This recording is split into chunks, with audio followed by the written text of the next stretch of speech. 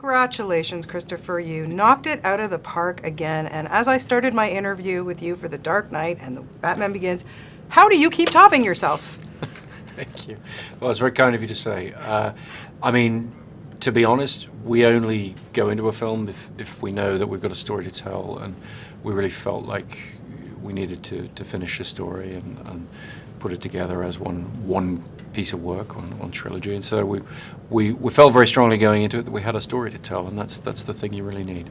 Was it, really, it must have been so amazing to be able to flesh out Batman/Bruce Wayne in this respect. What was it like to watch that evolution, knowing that it was going to be the end too?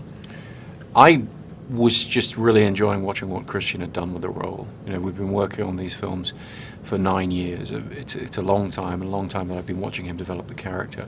And it was pretty amazing to go back and look at the first two films and just see how the character of Bruce Wayne had changed going into the third film, and then making and shooting The Dark Knight Rises, just watching Christian take that character even further.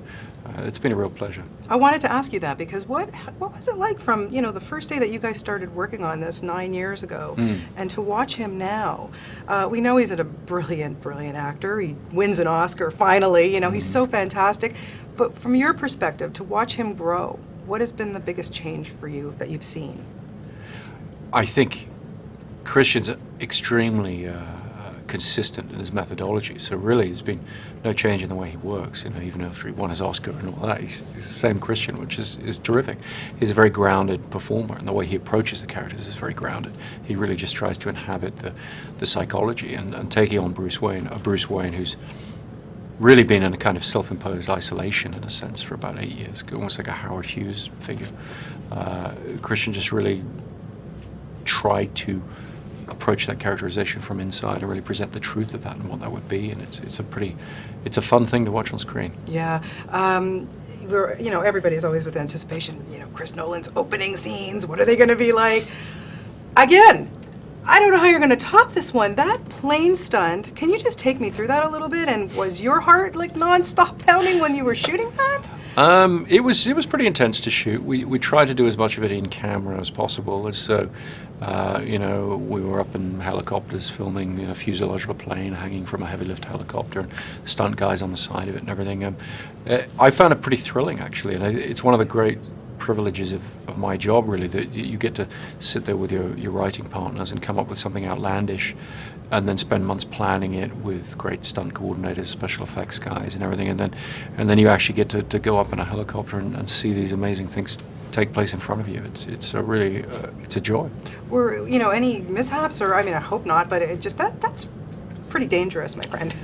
Well, it looks very dangerous, but an enormous amount of planning and care goes into choosing the right people to do it, who have the right skills and are trained correctly, and very methodical, slow planning. And those guys were up there in Scotland, where we shot the sequence for many months, just figuring it all out in a very calm way, and so the shoot went very smoothly. We were finished a week early, I think, because it just came together very well, and that's a lot of very talented people working for a long time. Yeah. Okay, so let's talk about the new people in your stable here. Let's start with Anne Hathaway, who was just, oh God, was she good. Yeah. Tell me about, maybe her audition, or what was it about her that you thought, yeah, she's gonna be a great Catwoman?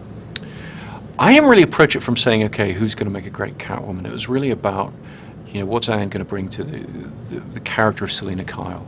For me, approaching these icons, and this was true of Batman with Christian, it was true of the Joker with Heath, and it's very true of Catwoman with Anne. You can't approach the icon head on. It's too daunting. It's more a question of, okay, who would this person be in real life, in our world, where we're trying to be a bit more grounded with things?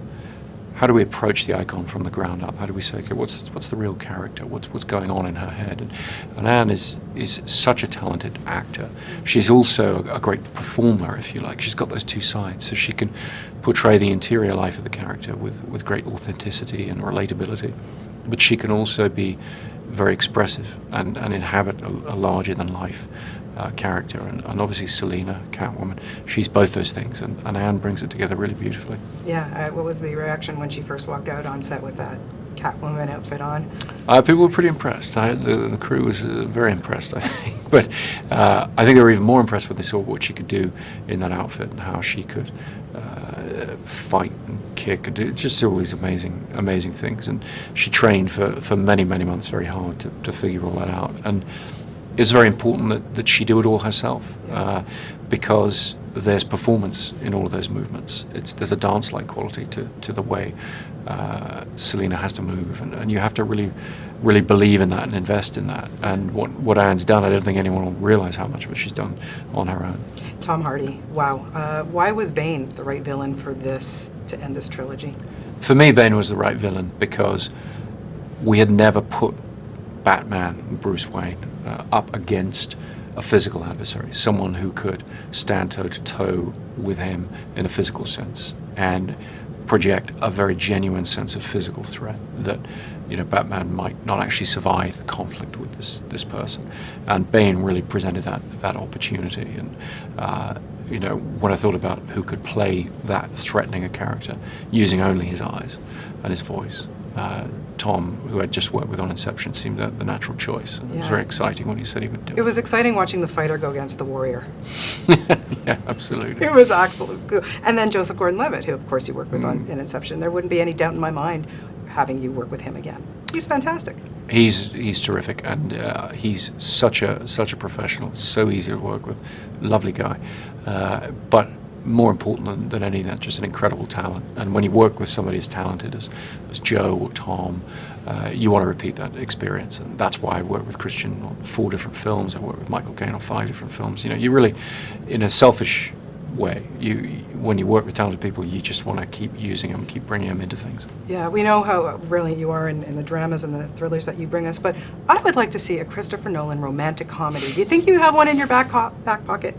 I certainly don't have one in my back pocket. I think that might be a challenge beyond what I'm up for. But hey, you never know. You never know. I think you can handle it. No problem at all. It's such a pleasure always to talk to you. And Christopher, hats off. It's just a brilliant, spectacular movie. Thank you so much for it.